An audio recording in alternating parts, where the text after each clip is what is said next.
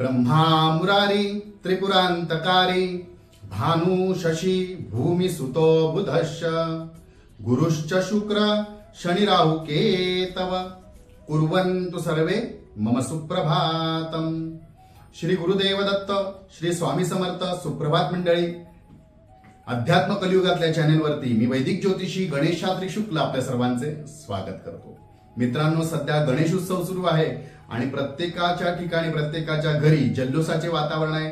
आपल्या प्रिय बाप्पाचे आपण पूजनात खूप दंग आहात, त्यामुळे नक्कीच आपण या गणपतीच्या दिवसांमध्ये जितकी होईल तितकी गजाननाची सेवा करा।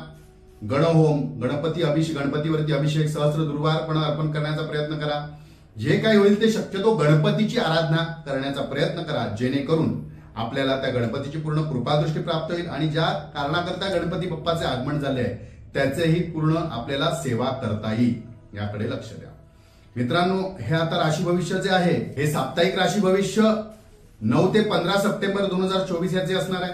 एक सूचना आहे मित्रांनो, आपण अजूनपर्यंत आपले चॅनल जर सबस्क्राईब केले नसेल तर सबस्क्राईब करा, बेल आयकॉन दाबा, शेअर करा। आवडत असल्याची उपाययोजना जे सांगतोय ती लोकांपर्यंत जास्तीत जास्त पोहोचवण्याचा प्रयत्न करा, जेणेकरून हे जे काही व्रत वैकल्य ज्या सणांचे असतात, आपण ज्याप्रमाणे प्रत्येकाला काही काही उपाय सांगतो ते करून ते जर अडचणीत असतील तर त्यांच्या अडचणी सुद्धा दूर होतील। आपल्या ग्रुपमध्ये वगैरे शेअर करा।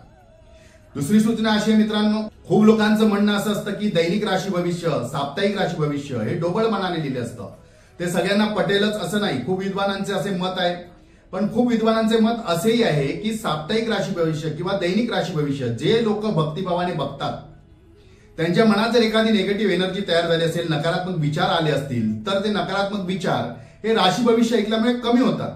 एक दिवसाचा हुरूप मिळतो किंवा आपला सप्ताह चांगला जावा। काही टेन्शन मध्ये असतात, बाबा आज काहीतरी करून चांगलं होईल, उद्या काहीतरी चांगलं होईल, आशा असते। त्या आशेने आणि ऐकलेल्या श्रद्धेने ते जे काही करतात, उपाय करतात किंवा त्यानुसार वागतात, तर त्यांना नक्कीच त्याच्यात यश मिळते किंवा त्यांच्या अडचणी दूर होतात। आम्हाला कोणालाही या ज्योतिष शास्त्रातून दिशाभूल करण्याची इच्छा नाही आहे। पूर्वपारंपरिक चालू आहे राशी भविष्य, जसं वर्ष राशी भविष्य लिहितात लोक, थोडे मासिक राशी भविष्य लिहितात, दैनिक लिहितात, साप्ताहिक लिहितात, काही लोक पंचवार्षिक राशी भविष्य सुद्धा लिहितात। हे जर सगळंच थोटांड असेल तर मग ज्योतिष शास्त्र थोटांड असं म्हणायला काही हरकत नाही, जे असे विरुद्ध बोलतायत त्यांना। पण जर आपण भक्तिभावाने जर ऐकत असाल तर कळेल, कारण एका सेकंदात किती लोक जन्माला आलेली असतात मित्रांनो।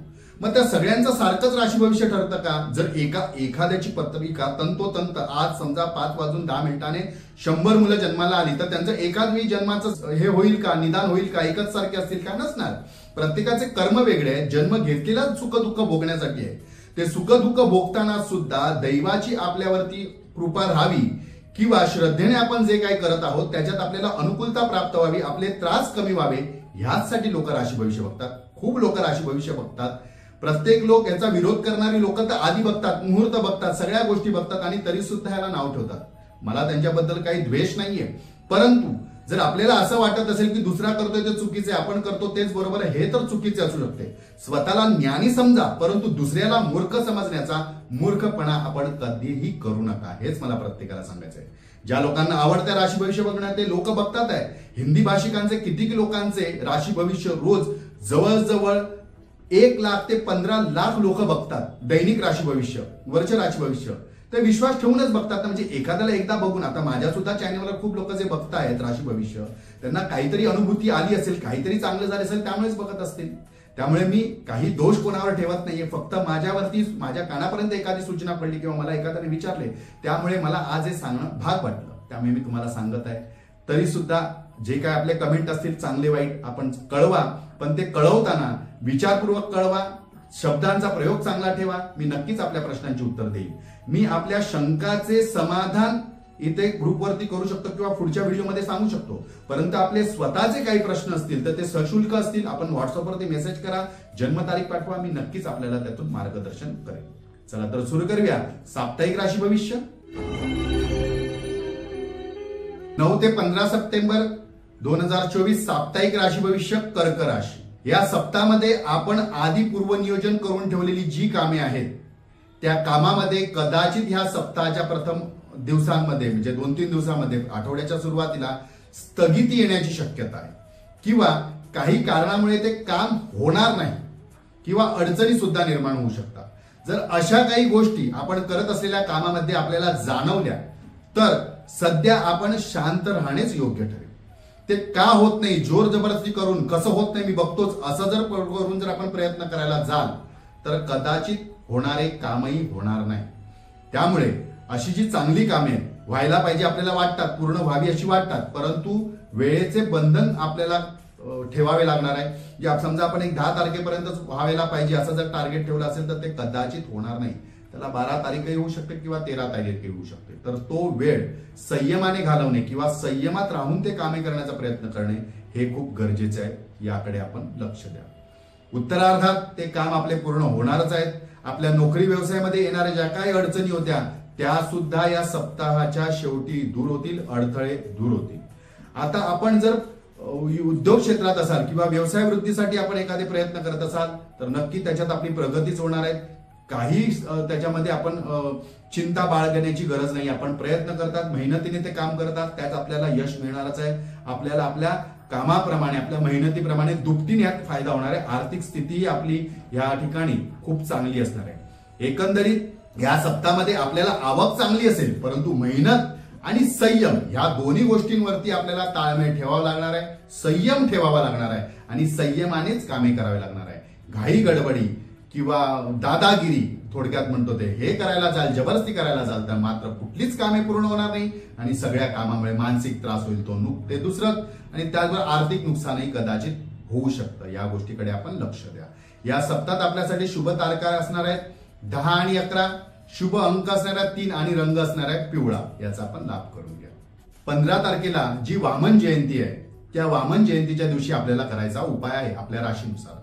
तर काय करायचं आपण, ह्या वामन जयंतीला खूप महत्व आहे, अनन्यसाधारण महत्व आहे। आपल्याला माहिती आहे महाविष्णूंना वामनाचे अवतार का धारण करावे लागले, कशामुळे धारण करावे लागले। बळीराजा जो बळी राजा होता त्याचा गर्व हरण करण्यासाठी किंवा तो सगळ्याच गोष्टीचा फायदा घेईल किंवा स्वर्ग पाताळ लोक सगळ्या भूलोकांवरती सगळ्यांवरती कब्जा करून घेऊन सगळ्याकडचा राजा होईल आणि त्याच्यानंतर काही वेगळं घडू नये यासाठी हा विष्णूंना वामन अवतार धारण करावा लागला होता। आता आपल्याला काय करायचं आहे, जी लोक थोड्या लोकांनाही पटणार नाही किंवा विचित्र वाटेल, बुटकी आहेत म्हणजे ज्यांची उंची कमी आहे, वयाने मोठे आहेत किंवा उंची कमी आहे, अशा व्यक्तींना आपण पांढरी वस्तू गिफ्ट द्या किंवा पांढऱ्या वस्तूंचं दान करा। एखादं खाण्याची पांढरी वस्तू सुद्धा आपण त्यांना दिली तर चालेल। ही उपाययोजना नक्की करून बघा। आता ह्या वामन अवताराचा आणि ते बुटके असणे किंवा ते कुळे असणे ह्याचा काही संबंध नाही, पण मी हा लॉजिक गेल्या वर्षी करून पाहिला होता, सांगून पाहिला होता आणि त्याच्यातून काही फरक पडला होता। आता याच्यातून काय होणार माहितीये, ज्या वस्तू आपल्या छिनल्या आहेत म्हणजे आपल्यावरती कटकारस्थान करून घेऊन आपल्याकडनं ओरबाडून घेतल्या आहेत, कोणीतरी काहीतरी करून आपल्याकडनं ती दूर लोटल्या आहेत किंवा दूर गेल्या आहेत, म्हणजे एकंदरीत आपल्यावर अन्याय करून आपल्याकडनं लुटल्या गेलेल्या आहेत, त्या वस्तू परत मिळण्यासाठी ही उपाययोजना मी एकाला सांगितली होती, त्याला त्याचा चांगला फायदा झाला।